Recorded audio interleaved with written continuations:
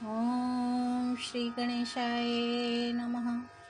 ओम नमो भगवते वासुदेवाय। श्रीमद् भागवत में तृतीय स्कंद तीसरा अध्याय प्रारंभ करते हैं। भगवान के अन्य लीला चरित्रों का वर्णन। उद्धव जी कहते हैं, इसके बाद श्री कृष्ण अपने माता पिता देवकी वसुदेव को सुख पहुँचाने की इच्छा से बलदेव जी के साथ मथुरा पधारे और उन्होंने शत्रु समुदाय के स्वामी कंस को ऊंचे सिंहासन से नीचे पटककर तथा उसके प्राण लेकर उसकी लाश को बड़े जोर से पृथ्वी पर घसीटा। सांदीपनि मुनि के द्वारा एक बार उच्चारण किए हुए सांगोपांग वेद का अध्ययन करके दक्षिणा स्वरूप उनके मरे हुए पुत्र को पंचजन नामक राक्षस के पेट से यमपुरी से लाकर दे दिया।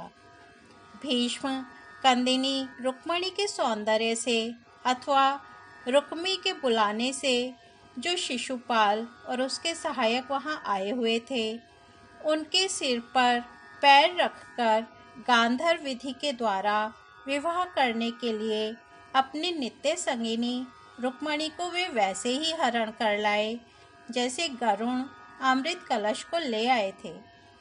स्वयंवर में 7 बिना नथे हुए बैलों को नाथ कर नाग नजिती सत्या से विवाह किया। इस प्रकार मान भंग हो जाने पर मूर्ख राजाओं ने शस्त्र उठाकर राजकुमारी को छीनना चाहा।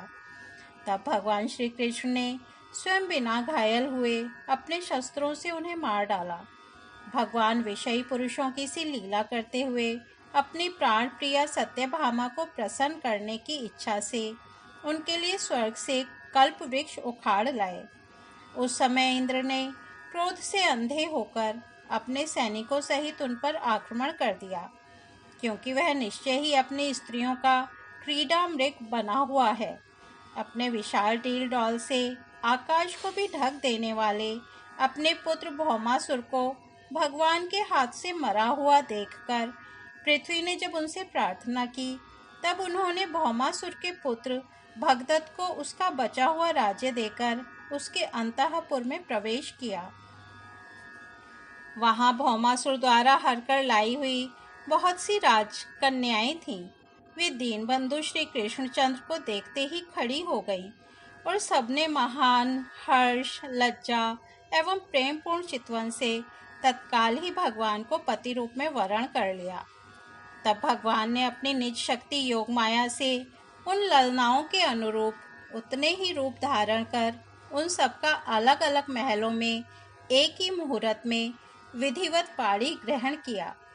अपनी लीला का विस्तार करने के लिए उन्होंने उनमें से प्रत्येक के गर्भ से सभी गुणों में अपने ही समान 10-10 पुत्र उत्पन्न किए। जब कालयवन, जरासंध और शाल्वादी ने अपनी सेनाओं से मथुरा और द्वारकापुरी को घेरा था, तब भगवान ने निज जनों को अपनी अलौकिक शक्ति देकर उन्हें स्वयं मरवाया था। शंबर, देविद, बाणासुर, मुर, बलवल तथा दंतवक्त्र आदि अन्य योद्धाओं में से भी किसी को उन्होंने स्वयं मारा था और किसी को दूसरों से मरवाया। इसके बाद उन्होंने अपने भाई धृतराष्ट्र और पांडु के पुत्रों का पक्ष लेकर आए हुए राजाओं का भी संहार किया, जिनके सेना सहित कुरुक्षेत्र में पहुंचने पर पृथ्वी डगमगाने लगी थी। कर्ण, दुःशासन और शकुनी की खोटी सलाह से जिसकी आयु और श्री दोनों नष्ट हो चुकी थीं, तथा भीमसेन की गदा से जिसकी जांघ टूट चुकी थी, उस दुर्योधन को अपने साथियों के सहित पृथ्वी पर पड़ा देखकर भी उन्हें प्रसन्नता न हुई। वे सोचने लगे, यदि द्रोण, भीष्म, अर्जुन और भीमसेन के द्वारा इस 18 अक्षौहिणी सेना का विपुल संहार हो भी गया, तो इससे पृथ्वी का कितना भार हल्का हुआ।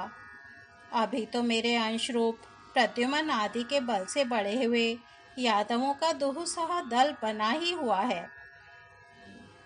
जब ये मधुपान से मतवाले हो लाल लाल आंखें करके आपस में लड़ने लगेंगे, तब उससे ही इनका नाश होगा।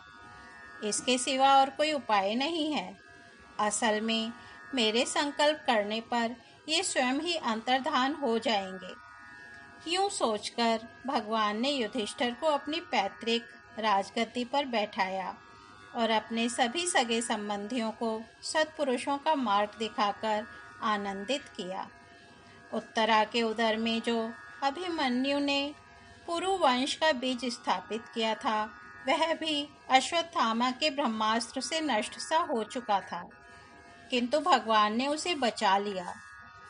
उन्होंने धर्मराज युधिष्ठिर से 3 अश्वमेध यज्ञ करवाए और वे भी श्री कृष्ण के अनुगामी होकर अपने छोटे भाइयों की सहायता से पृथ्वी की रक्षा करते हुए बड़े आनंद से रहने लगे। विश्वात्मा श्री भगवान ने भी द्वारकापुरी में रहकर लोक और वेद की मर्यादा का पालन करते हुए सब प्रकार के भोग भोगे, किंतु सांख्य योग की स्थापना करने के लिए उनमें कभी आसक्त नहीं हुए।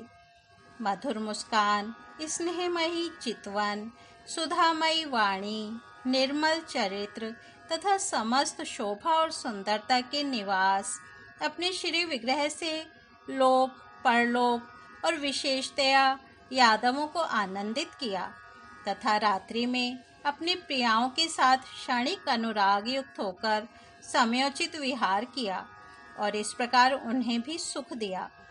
इस तरह बहुत वर्षों तक विहार करते करते उन्हें गृहस्थ आश्रम संबंधी भोग सामग्रियों से वैराग्य हो गया। ये भोग सामग्रियां ईश्वर के अधीन हैं और जीव भी उन्हीं के अधीन हैं। जब योगेश्वर भगवान श्री कृष्ण को ही उनसे वैराग्य हो गया, तब भक्ति योग के द्वारा उनका अनुगमन करने वाला भक्त तो उन पर विश्वास ही कैसे करेगा। एक बार द्वारकापुरी में खेलते हुए यदुवंशी और भोजवंशी बालकों ने खेल खेल में कुछ मुनीश्वरों को चिढ़ा दिया। तब यादव कुल का नाश ही भगवान को अभीष्ट है, यह समझकर उन ऋषियों ने बालकों को श्राप दे दिया। इसके कुछ ही महीने बाद भाविवश वृष्णि, भोज और अंधकवंशी यादव बड़े हर्ष से रथों पर चढ़कर प्रभास क्षेत्र को गए। वहां स्नान करके उन्होंने उस तीर्थ के जल से पितर, देवता और ऋषियों का तर्पण किया तथा ब्राह्मणों को श्रेष्ठ गौएं दी। उन्होंने सोना, चांदी, शैया, वस्त्र, मृगचर्म, कंबल, पालकी, रथ, हाथी, कन्याएं और ऐसी भूमि जिससे जीविका चल सके तथा नाना प्रकार के सरस अन्न भी भगवत दर्पण करके ब्राह्मणों को दिए। इसके पश्चात गौ और ब्राह्मणों के लिए ही प्राण धारण करने वाले उन वीरों ने पृथ्वी पर सिर टेककर उन्हें प्रणाम किया। इस तरह तीसरा अध्याय समाप्त होता है। चौथा अध्याय प्रारंभ करते हैं। उद्धव जी से विदा होकर विदुर जी का मैत्रेय ऋषि के पास जाना। उद्धव जी ने कहा, फिर ब्राह्मणों की आज्ञा पाकर यादवों ने भोजन किया और वारुणी मदिरा पी। उससे उनका ज्ञान नष्ट हो गया और वे दुर्वचनों से एक दूसरे के हृदय को चोट पहुंचाने लगे। मदिरा के नशे से उनकी बुद्धि बिगड़ गई और जैसे आपस की रगड़ से बांसों में आग लग जाती है, उसी प्रकार सूर्यास्त होते होते उनमें मारकाट होने लगी। भगवान अपनी माया की उस विचित्र गति को देखकर सरस्वती के जल से आचमन करके एक वृक्ष के नीचे बैठ गए। इससे पहले ही शरणागतों का दुख दूर करने वाले भगवान श्री कृष्ण ने अपने कुल का संहार करने की इच्छा होने पर मुझसे कह दिया था कि तुम बद्रिकाश्रम चले जाओ। विदुर जी, इससे यद्यपि मैं उनका आशय समझ गया था, तो भी स्वामी के चरणों का वियोग न सह सकने के कारण मैं उनके पीछे पीछे प्रभास क्षेत्र में पहुंच गया। वहां मैंने देखा कि जो सबके आश्रय हैं, किंतु जिनका कोई और आश्रय नहीं है, वे प्रियतम प्रभु शोभाधाम श्याम सुंदर सरस्वती के तट पर अकेले ही बैठे हैं। दिव्य, विशुद्ध सत्वमय अत्यंत सुंदर श्याम शरीर है, शांति से भरी रत्नारी आंखें हैं, उनकी 4 भुजाएं और रेशमी पीतांबर देखकर मैंने उनको दूर से ही पहचान लिया।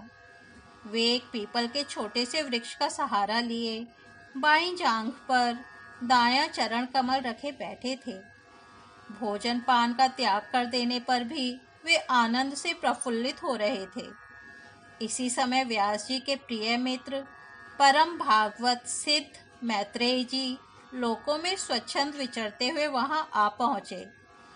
मैत्रेय मुनि भगवान के अनुरागी भक्त हैं। आनंद और भक्ति भाव से उनकी गर्दन झुक रही थी। उनके सामने ही श्री हरि ने प्रेम एवं मुस्कान युक्त चितवन से मुझे आनंदित करते हुए कहा। श्री भगवान कहने लगे, मैं तुम्हारी आंतरिक अभिलाषा जानता हूँ, इसलिए मैं तुम्हें वह साधन देता हूँ जो दूसरों के लिए अत्यंत दुर्लभ है। उद्धव, तुम पूर्व जन्म में वसु थे।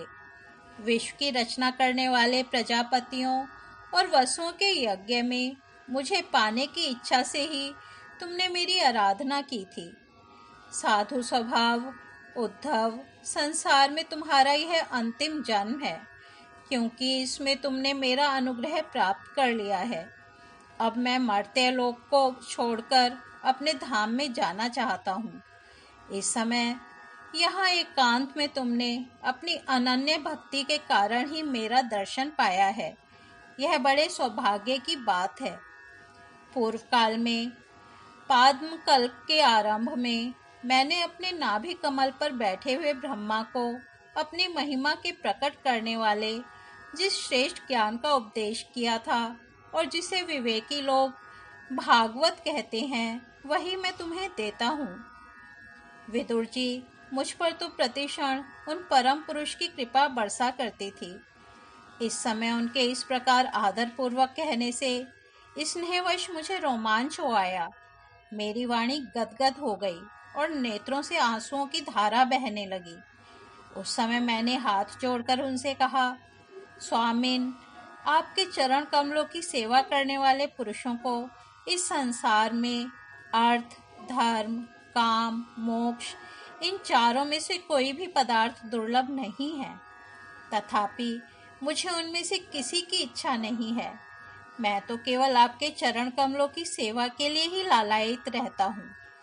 प्रभो, आप निःस्पृह होकर भी कर्म करते हैं, अजन्मा होकर भी जन्म लेते हैं, काल रूप होकर भी शत्रु के डर से भागते हैं और द्वारका के किले में जाकर छिप रहते हैं, तथा स्वात्माराम होकर भी 16,000 स्त्रियों के साथ रमण करते हैं। इन विचित्र चरित्रों को देखकर विद्वानों की बुद्धि भी चक्कर में पड़ जाती है। देव, आपका स्वरूप ज्ञान सर्वथा अबाध और अखंड है। फिर भी आप सलाह लेने के लिए मुझे बुलाकर जो भोले मनुष्यों की तरह बड़ी सावधानी से मेरी सम्मति पूछा करते थे, प्रभो, आपकी वह लीला मेरे मन को मोहित सा कर देती है।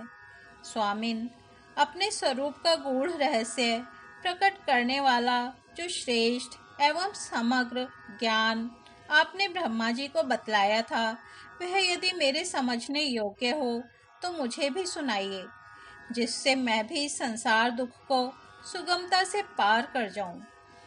जब मैंने इस प्रकार अपने हृदय का भाव निवेदित किया, तब परम पुरुष कमल नयन भगवान श्री कृष्ण ने मुझे अपने स्वरूप की परम स्थिति का उपदेश दिया। इस प्रकार पूज्यपाद गुरु श्री कृष्ण से आत्म तत्व की उपलब्धि का साधन सुनकर तथा उन प्रभु के चरणों की वंदना और परिक्रमा करके मैं यहाँ आया हूँ।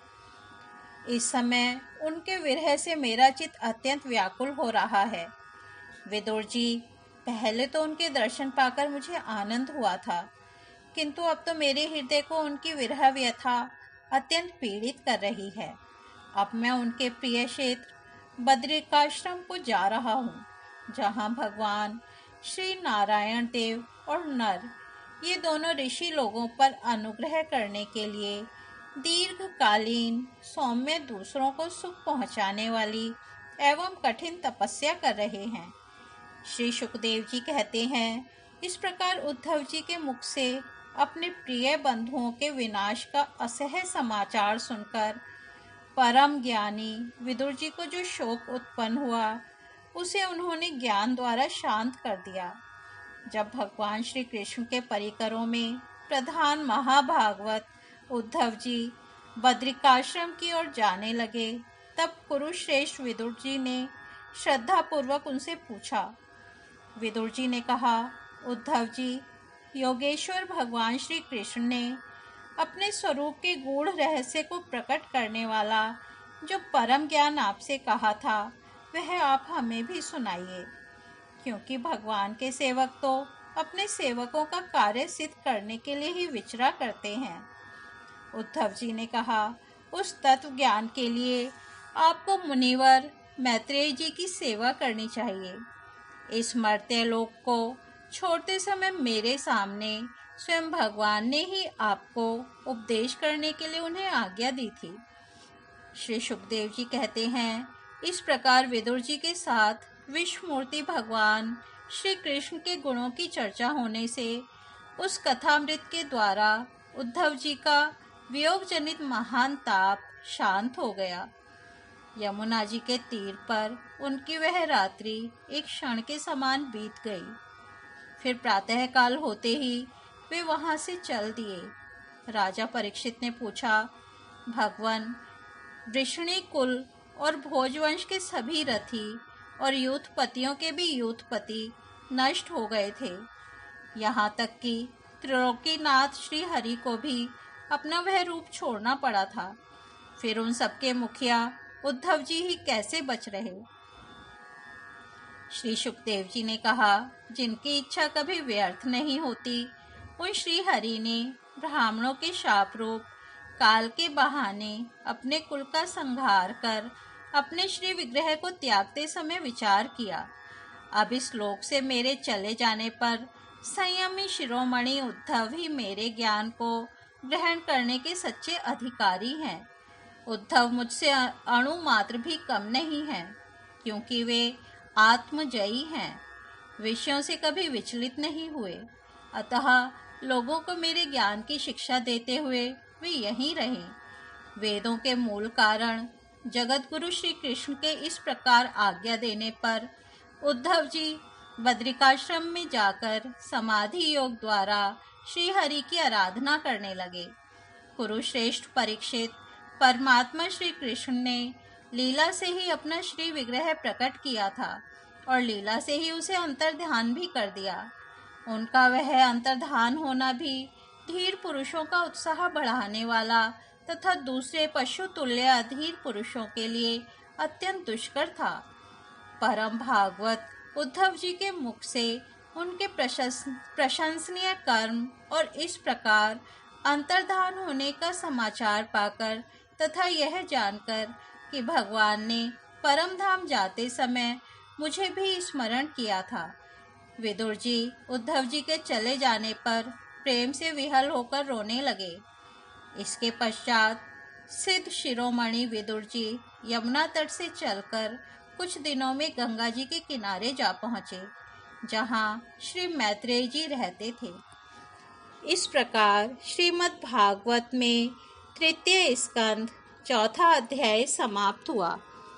कल हम 5वां अध्याय विदुर जी का प्रश्न और मैत्रेय जी का सृष्टि क्रम वर्णन सुनेंगे। तब तक हम यहीं विराम देते हैं। हरि ओम तत्सत।